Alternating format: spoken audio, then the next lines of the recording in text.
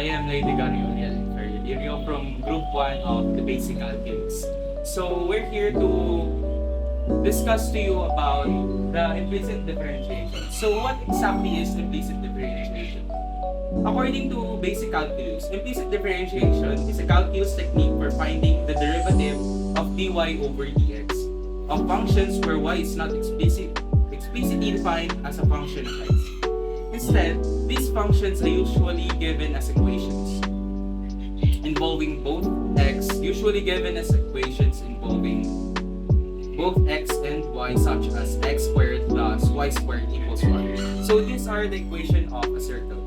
This method becomes an essential when dealing with curves that cannot be easily expressed as y equals f of x. So here are my group mates to show you the step-by-step procedure of solving implicit differentiation.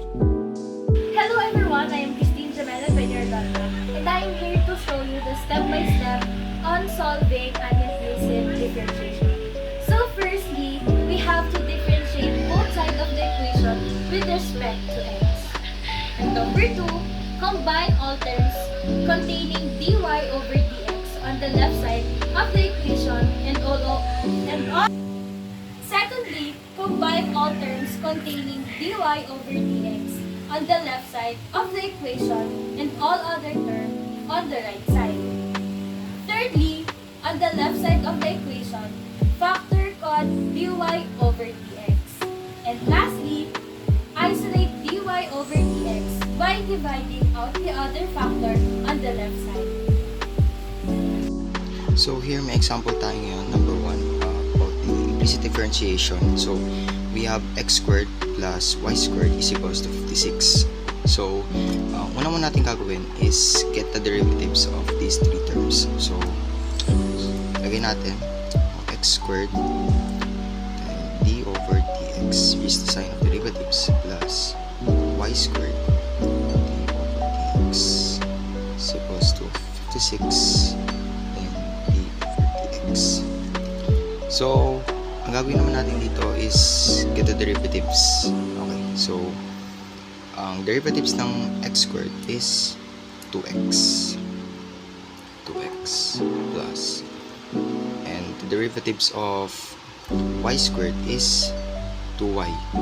So ang mangyayari dito is i-isolate natin itong ita-times natin itong 2y sa d over dx. So ang mangyayari dito is dy over dx. Then the derivatives of 56 is 0. So ang next na step na gawin natin is para makuha itong dy over dx is we're going to transpose these 2x to the left side, to the right side. So transpose, so makukuha natin is 2y dy over dx is equals to negative 2x. So after nun, para makuha itong dy over dx is we're going to multiply both sides by 2y. So hanap kayo ng mga cancel down. So ito cancel itong 2y, and also ito is divisible sila by 2. So ayan. So ang magiging sagot natin is dy over dx is equals to negative x over y. So ito yung final answer natin. So here we have another example. So 7x squared plus y squared is equals to 49. So ang una natin gagawin is lagyan muna natin ng derivative signs bago po natin ang derivatives. So we have 7x squared d over dx plus y squared d over dx is equals to 49 d over dx. So, ang next step na gawin natin is get the derivatives of these 3. Okay? So, the derivatives of 7x squared is 14x. Ayan. Plus, the derivative of y squared is 2y. So, ang mangyayari nito is pagka-times natin ng 2y sa d over dx. So, ang magiging answer na is dy over dx. Then, the derivatives of 49 is 0. Yan. So, dahil nakuha na natin ang derivatives na lahat ng to, what we're going to do next is we're going to transpose this 14x to the right side. Ayan. So, magiging answer na is 2y dy over dx is equals to negative 14x. Okay? So, ang next naman na gagawin natin para makuha natin ang dy over dx is we're going to divide them both sides by 2y. So, cancel tong 2y sa dito sa numerator and denominator.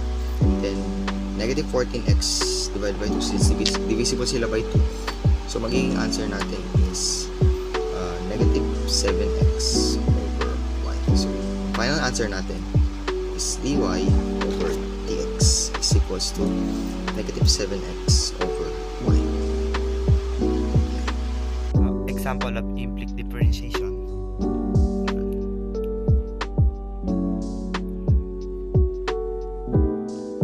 Unang gagawin ay maglagay ng dy and dx sa left side.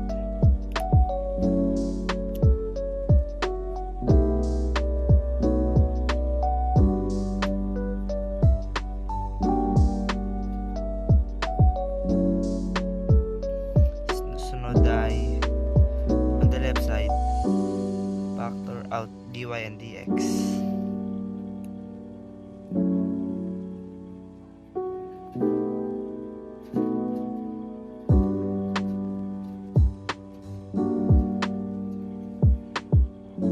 Tapos ililipat niya itong 2x dito. Magiging negative na siya. Tapos i-copy niyo lang yan.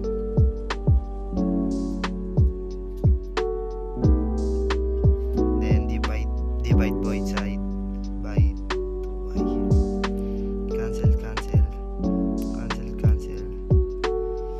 yun na. Makukuha nyo na sagot. dy over dx equals negative x over y. Example 2. So, what's up guys? So, tuturuan ko kayo kung paano gumamit ng product rule, paano gumamit in simplest term para mapadali yung pagsasolve nyo. So, una, kunin natin yung mga respected derivatives muna nito. So, ano yung mga derivatives nila? Siyempre, di ko nasusulat yung symbol para ito lang naman yung ano natin product rule. So, 2x plus 3 times y plus 3x over 1 dy over dx plus 6y equals 0. So, paano natin nakuha yung ito? So, una, para madali, paghihiwalay nyo lang yung terms, tapos i-derivatives nyo isa. So, dito, dinderivatives ko yung 3x. So, kaya nawala yung x. And then, dito din, is that yung y lang yung i-derive. Kaya, may dy over dx in simplest term. So, ganun lang, guys. So, paano natin i-solve na? So, ano yung final form nito? So, 2x, lilipat mo muna lahat ng mga walang dy over dx, dy over dx. So, lilipat mo muna lahat ng yung mga walang dy over dx sa kabila. So, kakalabasan yan is that 3x dy dy over dx plus xy dy over dx equals 2x plus 3y. So, ay yung kakalabasan. So, if factor out yan, i-isolate mo yung mga yan, yung mga para matira yung dy over dx. So, paano nga ba? So, una is that i-isolate na muna natin is that 3x plus 6y equals 2x plus 3y. So, dito mangka-cancel tayo. So, cancel natin 3x plus 6y. Dito din sa kabila. Lalagyan mo. So, cancel equals, ang matitira na lang is that dy over dx. Y over dx equals itong 2x plus 3y over 3x plus 6xy. So, if factor out mo to, binomial form. So, paano yan binomial form? So, una is that 2x plus 3y 3x plus 2y. So, ganyan yung final answer natin. So, welcome guys. Dito meron na naman tayong bagong example. Paano ulit i-solve gamit ang product rule in sa simple na style. So, una, kunin muna natin yung mga respective derivatives nila. So, 2x plus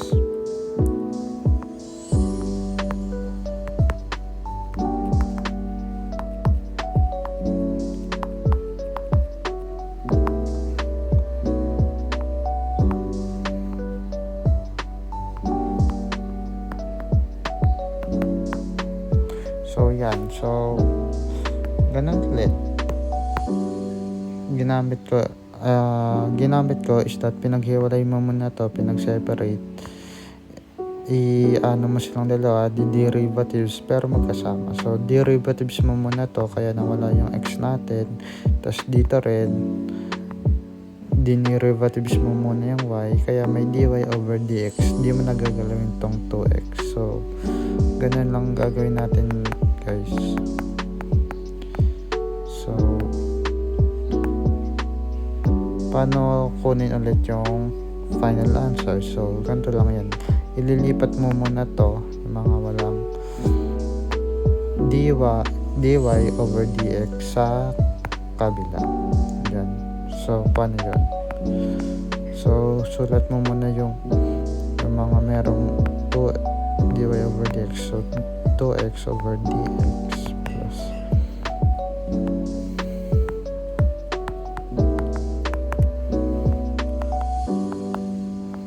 so, inano muna natin sila, kinuha. So, ganun ulit, isolate natin tong para matira yung dy over dx.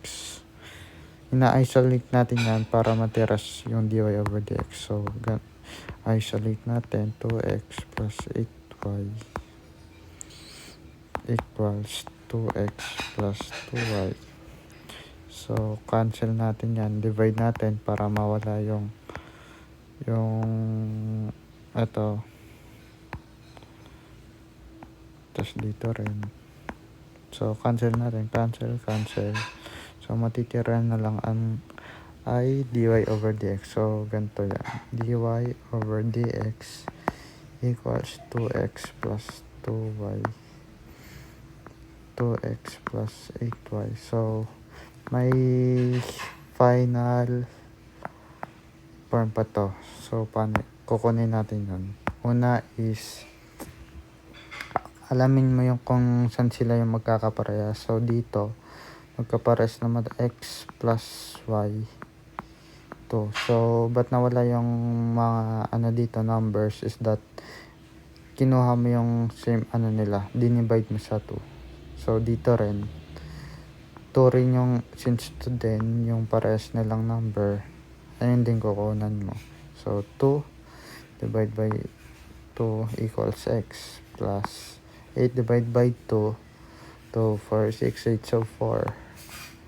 So, ayan yung final answer natin, dy over dx.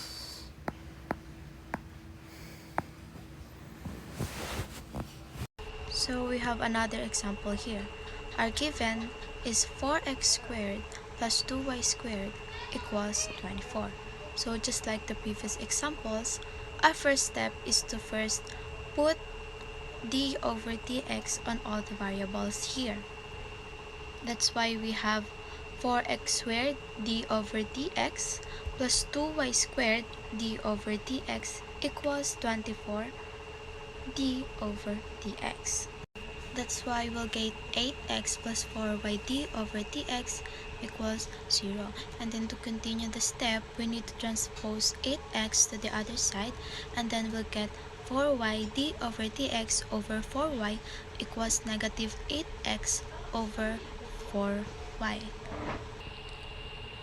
So we have the equation 4y d over dx over 4y equals negative 8x over 4y. And then the next step will be cancel both 4y. Then we'll get d over dx equals negative 8x over 4y. As you can see, we can still simplify it. That's why the final answer is negative 2 over y. D over dx equals negative 2 over y.